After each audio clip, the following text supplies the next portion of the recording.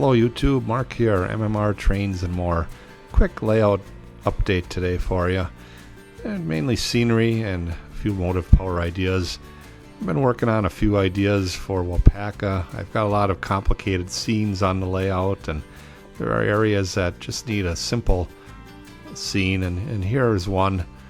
Almost went too simple on it, talking with a few modeling friends, and it just needed a little something to bring a little life into the scene. And so I looked at the structure and the loading dock and figured that's where we'd make our move on it. The building itself got one of our typical Sioux Line enameled signs on each end of the building. These were common on their depots and freight houses like this. And then, a few skids, pallets, that kind of stuff. A little bit of clutter around, mainly on the other end of the building.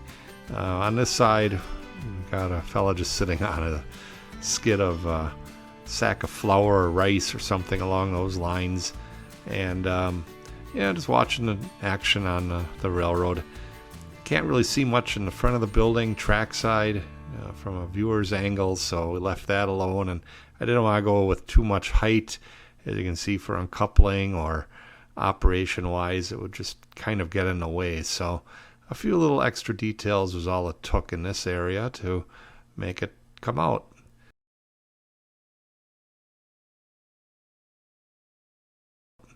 John Franzen was a fella that I knew. He passed away. Big G-scale layout. His layout had details on interiors and such. Unbelievable. Miss him a lot. On my layout, of course, nothing quite like John's. A little bit of interior detail. You can look through a few open doors and windows, but mainly lately I've been looking at, kind of de-dusting and cleaning the areas. Even though the layout has a suspended ceiling above it, dust, spider webs, whatever, kind of build up on the scenery. And I found that a mixture of just water and a little bit of isopropyl alcohol, maybe 90-10% water to alcohol, works out great. Sprayed basically just on the greenery, super trees. I've got a lot of those on the layout, woodland scenic trees, that kind of clump foliage. Brightens them up, brings a little bit of the life back into them, I would say. Here at the quarry, didn't need to do too much in the pit. I need a little dust in that area. It's such a dirty operation, dusty operation. But here in a cut at Nina, you can see the greenery kind of comes back, almost in some cases a little too green. Downtown Oshkosh, still haven't really touched this area. This is about a 5-foot area, 4-foot area long. Train runs behind the buildings. Kind of have an idea what I want to do here, just haven't had the time to get around to it. The structure, the grayish structure in the middle there, it's a hardware store. That may be going away, and I've got a Walther's building to go in there. Same size, basically. Just a preference, I suppose. The train, as I spoke about in other videos, the idea is to wind it behind, the downtown or the retail area, and in between the false front buildings up against the backdrop. And I think once it's all finished and we get the typical junk that you'd find even back in the 1950s along the main line here,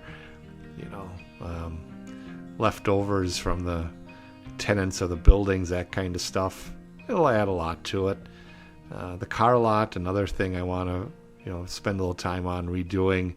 Add a few flags and maybe a little lighting around it would help set it off a little bit. So it's coming along. Manitowoc, nothing new to report here as far as final stages of the area. The depot on 10th Street, as you see, this was a mistake I made. I finished the foreground before the background, so that means now I got to get up on the layout and add backdrop and finish off the scenery. The depot here is from Hidden River Models. There's a freight house that goes with it, and that will stand next to the depot along that long track that runs in to the passenger platform.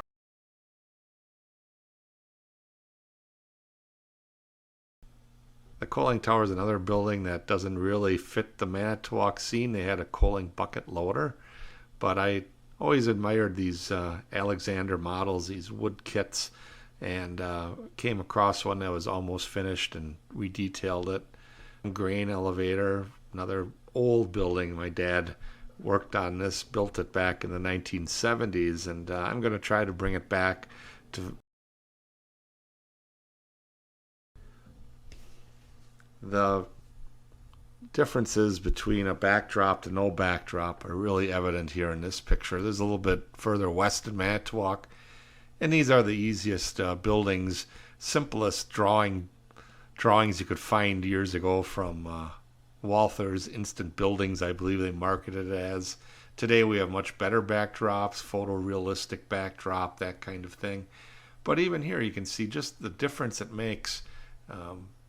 Even in person they look fine, but in the world of photography and that realm, boy, it just adds so much behind that vinegar company, and with buildings of different dimensions sticking out off of the backdrop, and then these instant buildings on the backdrop, it just makes all the difference in the depot at Neenah, another building that has to be finished off.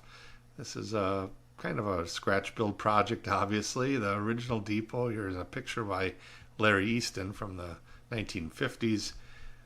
Cool looking building. It's simple. It's a land and stone type structure, nothing crazy about it, but it'll take a little bit of time to assemble, and I've got the plans from our historical society, and so it's just a project waiting to be done.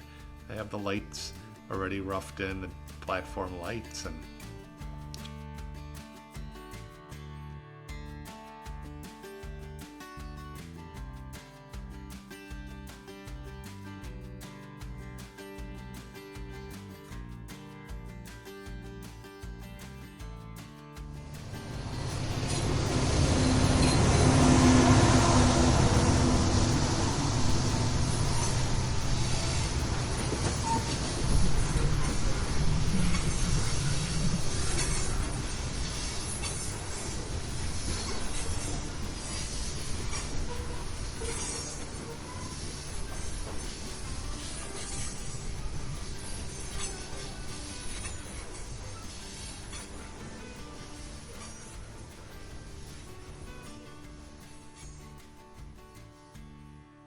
we've got a couple of dream projects that haven't happened yet. One of which is a new passenger GP9. I'd like to replace the one you see in the video here with something that's a little more clean.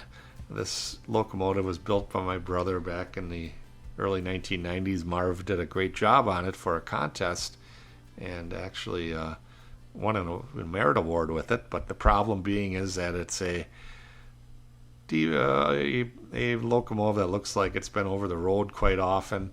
I want a little something brighter and fresher for my passenger operation here, and so either Walther's model or perhaps Athearn model will be used. Well, while the GP9 is a bit of a kind of down the road project, a little more urgent are these two bottom covered hoppers that go well with the cement company I featured in a previous video. I've got about 4 more to finish. They'll give me about a couple dozen of the home road cars.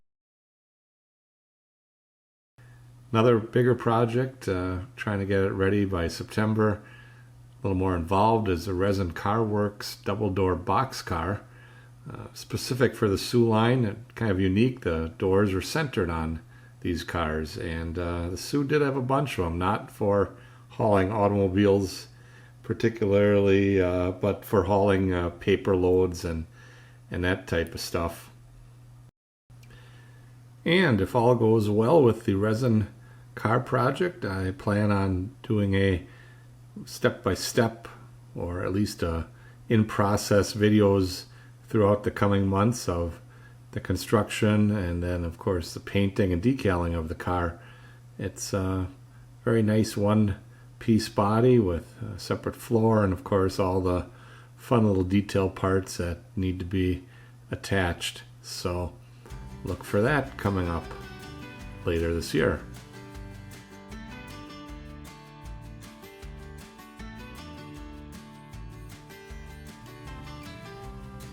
Another project ongoing will be the keeping the rails shiny over the summer months. So a little bit of operating, of course.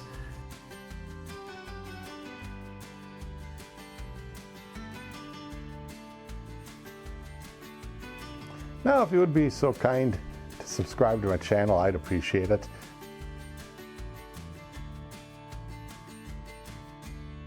Thank you for tuning in today, and we'll see you down the rails.